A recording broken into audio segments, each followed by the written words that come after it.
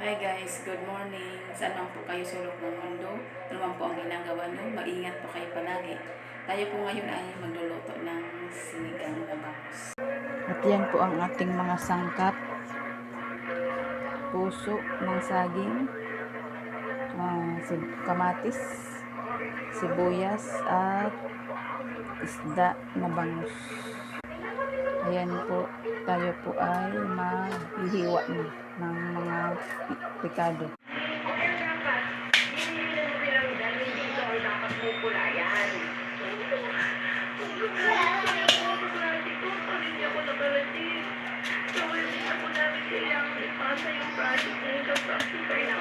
Wala akong pakialam. Basta hindi ka lalabas ng bahay. Tigilan mo ako. Huwag mo akong iyak ang dodo. Ako yung kasalamat sa pinag-aaral sa kita. Kung makwentahin mo ang perang hiningi ng nanay mo, may kulang pa. Yung pag-ibigay mo sa amin kapalit ng halagang yun. Kaya kahit nasa public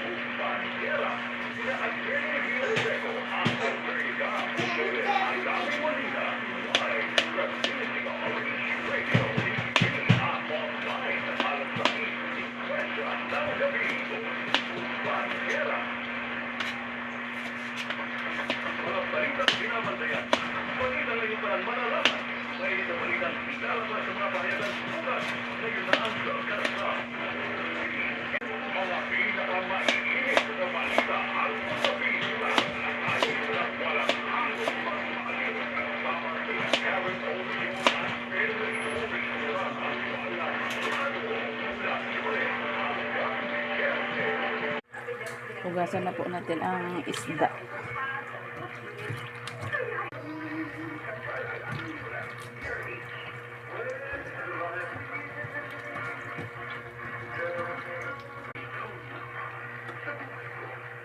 Lalagyan na po natin ng asin ang isda.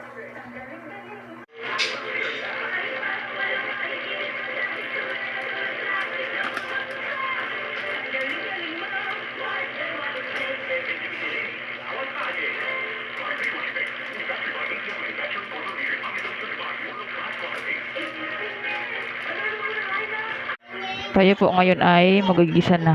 Lagyan na natin ng mantika. Yan. Mainit na po ang kawali. Ilagay na po natin ang sibuyas.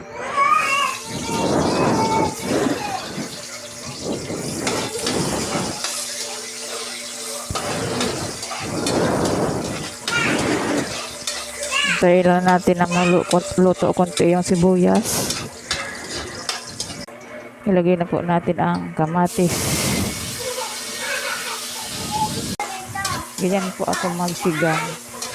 Lagi ko pong ginigisa.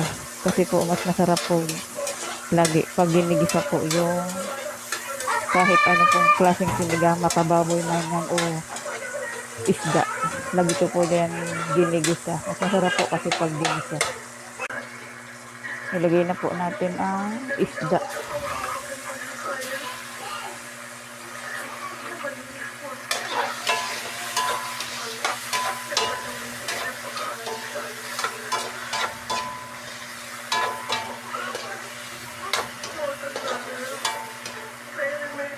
Takpan po muna natin. Maluto lang ito yung isda.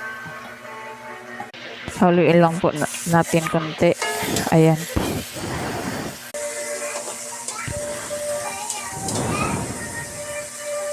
Lagyan na po natin ng sabaw.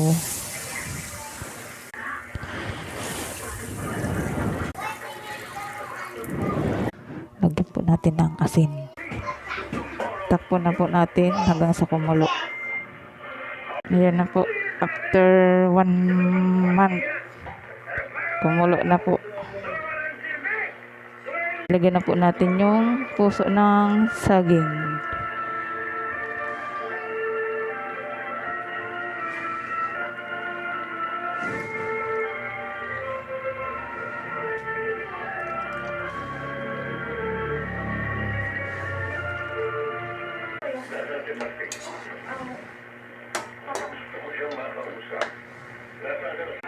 Lagyan na rin po natin ng Nor Sinigang Original.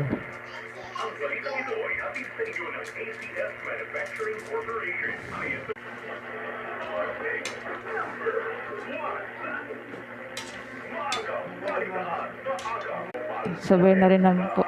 Ilagay na rin naman po natin ang magic sarap. Pangpasarap.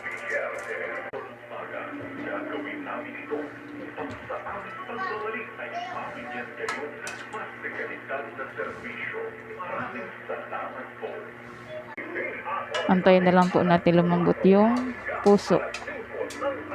Saka yan ay luto na. Saka natin siya papatayin.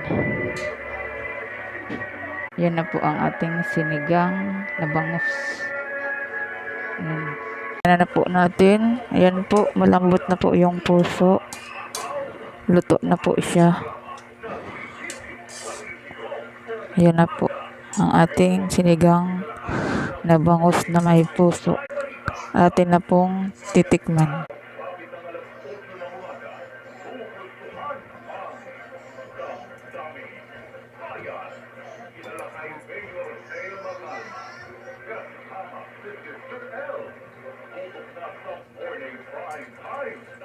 Yan na po. Sarap na po.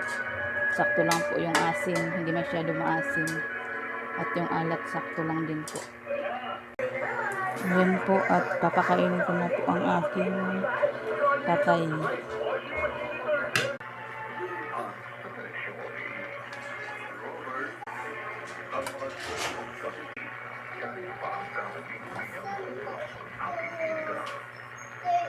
Yan na po ang pagkain ni Father.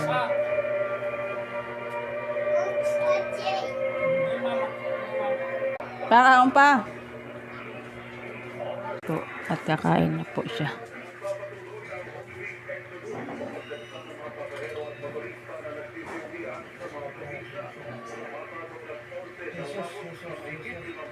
Ay,